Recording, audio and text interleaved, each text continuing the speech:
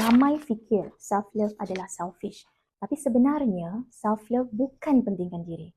Self-love adalah menjaga diri sendiri sebagai keperluan untuk teruskan hidup. Saya masih ingat lagi peristiwa yang ajar saya apa erti sebenar self-love. Saya baru balik kerja, suddenly saya rasa badan saya panas, menggigil. Kepala ni sakit sangat berdenyut-denyut. Saya fikir kalau saya MC, siapa akan cover kerja saya esok? Tapi apa daya, saya makin tak sihat. Suami bawa saya pergi klinik dan dapatlah rehat MC 2 hari. Saya tengah berehat, ada suara-suara mengata saya MC.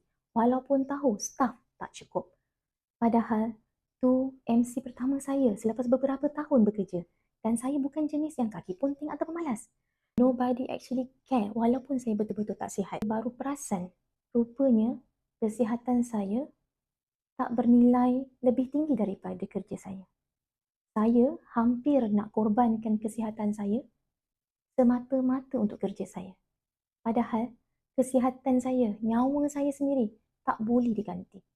Kerjaya saya boleh orang ganti. Sejak daripada itu, saya janji dengan diri saya sendiri, saya akan jaga diri saya dengan lebih baik. Saya sedar, kalau saya tak jaga diri saya sendiri, siapa lagi yang akan jaga diri saya? Kalau anda juga melalui apa yang saya rasa, takut dikata pentingkan diri semasa berehat, percayalah, anda bukan selfish. Anda cuma sedang belajar nak menjaga diri sendiri